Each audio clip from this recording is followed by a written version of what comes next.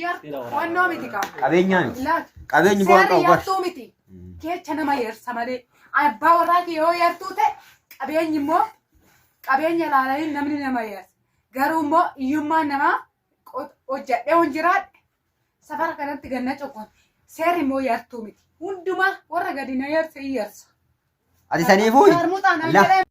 Egaa akkuma dhageessan kana viidiyoon obboleetti keenya kun baay'ee garaana nyaate dhugaa waaqayyo dubbachuudhaaf keessattuu shamara ta'uun koo jechuudha. Keessa koo qalbii koo haala koo waa hunda kun na cabse.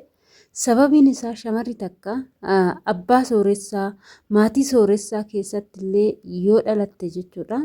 Garuu guyyaa hireeshii mooyyuu eessadhatti jireenya isheeti jettee kophaashii adda ishee abbaa manaa ishee wajjin maatii ishee sooressa sanirraa ni sokkiti jechuudha.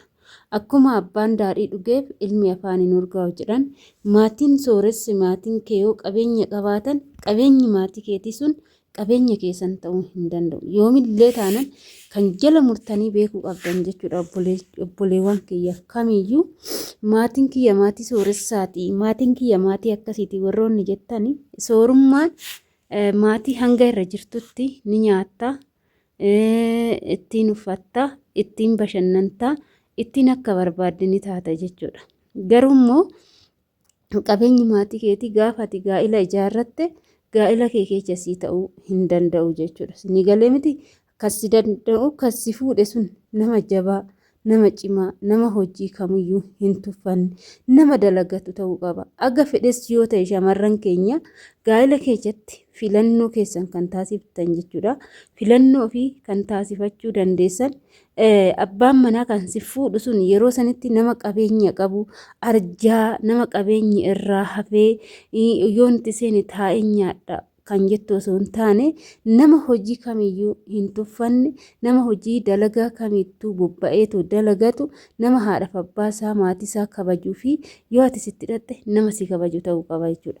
Kan ta'e san ta'e jechuudha kanan isiniin jedhu gaa'ila keessatti abbaan manaa nama si kabaju ta'uu qaba yeroo kamiyyuu taanan jechuudha.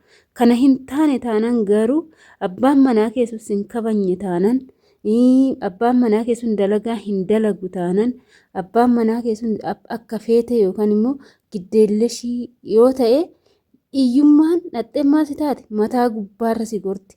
Gaafa san ati kophaa kee dalagdee daa'ima guddisaa jiruu jiraachaa dhugaa jireenya dubartii taate jiruu jiraachaa daa'ima guddisaa kan ta'a iyyummaa injifachuu hin dandeechu jechuudha shamarri takka kophaashii. Maaliif hoo jette shamarri takka yoo dhiirri waliin ta'e yoo abbaan manaa waliin ta'e yoo mooyyuu abbaa bakka jireenya keessatti abbaan manaa fi haati manaa yoo walii galani malee isheen qofti ni xaarti yoo ta'e inni mooyyuu ni dhugaa giddeelleshiidhaa bakka arge oolee bula yoo ta'e maal ta'a namoota si arrabsaa dhaba keessanis si arrabsu iyyummaa keessanis si arrabsu akkasumas ollaa irratti kabaja hin qabdu namni kara seeraa yoo dhatte warri seeraa yeroo ammaa Itoophiyaa keessatti dimokiraasiin hin jiru jechuudha. Malaammaltummaadhaan kan guutame nama maallaqa qabutu yoo dhugaallee ati qabaatte yoo dhugaallee miidhamaan asi ta'eetu dhugaa qabaatte miidhamaan eenyu ta'a abbaa qabeenya qabu maallaqa saniin cufaniit miidhamaaf godhu jechuudha. Akka waan dhugaa qabaniititti isaanii kan faradamu baay'eetu jira jechuudha. Kanaaf jechuudha obboleettiin keenya kun baay'istee garaana nyaatte sababa abbaa manaa isheetiif abbaan manaa ishee dadhabaadha hin hojjetu hin dalagu isheenis immoo sababa saniin iyyeettiidha homaa hin qabdu iyyummaa ishee saniin ollaan ni arrabsa kun ni arrabsa xiqqaan ni arrabsa seera bira dhaqxu immoo seerri immoo warroota maallaqa qabu farada malee ishii garagaree in ilaalu ishii saati kanatti gubattee gubata garaa isheeti jechuudha kan isheen dubbachaa jirtu dhugaa keessatti bakka gubattee hiriir mirirri jetteeti malee lafaa kaateetii miti jechuudha. Yande shaarmuxaa namaan jechuun jecha xiqqishuu isinitti fakkaatina jechuudha. Anillee jireenya kiyya keessatti arraba akkanaa kana baay'een jibba nama akkana jedheetu na arrabsu baay'een jibba arabdoota keessatti shaarmuutu jedhumti isaanillee baay'ee jibbu jechuudha arraba kana. Kanaafuu keessattuu shamarran nuti shamarran baay'een keenya jechuudha filannoo hin beeknu filannoo jireenya keenya yaa nama sankaakkaaniitidhaan hin beekanii filannoon keenya maalidha nama fakkaree nama duriyyee nama bakka yeroo harkaan nu gaate nama nu fayyanne jechuudha. Inni galee nama dhiqateetuma na argaa jedhu yeroo hunduma nama babbareedetuma deemetuma bakka akka fedhe ta'u malee nama dalagatee jiruu ofii haadha manaa ofii jireenya ofii mana ofii kabajeetu of kabajee jiraatu osoo hin taane nama bakka giddeellashii zimbiloodha.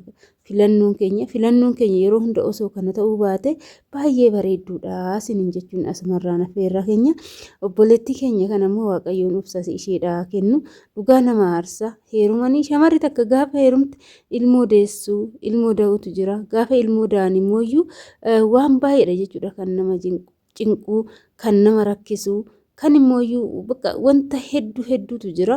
Kanaafuu filannoo fi of eeggannoo gochuudha jechuudha. Namni hojii hin jaalanne namni immooyyuu waa tokko gochuu hin jaalanne miidhaa namarraan ga'a malee nama hin fayyadu nama arrabsiisa. Dhiira jechuun kan mana ofiitii bakka gaachana mana ofiitii abbaa manaa jechuun utubaa manaa jechuudha. Utubaan manaa gaafa utubaa sun gaarii ta'ee mana san qabuu hin dandeenye manni sun akka jiguun beektu miti osoo kan utubaan manaa sun utubaa sirriitti mana san qabuu qaba danda'u ta'uu qaba jechuudha. Akkasumas abbaan manaallee utubaa manaati waan ta'eef utubaa manaa waan ta'eef inni sun cimaa ta'uu qaba. Qe'ee ofii kabachiisuu qaba. Nama haadha manaa isaatitti dubbate dhaqee irra dubbatee akkamitti haadha manaa kootti dubbatte jedhee nama san seera jala oolchuu nama ta'uu qaba.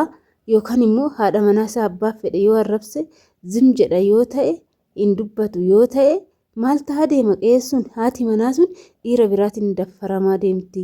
Dhiirri biraa akka barbaadetti ollaan akka barbaadetti arrabsaa deema.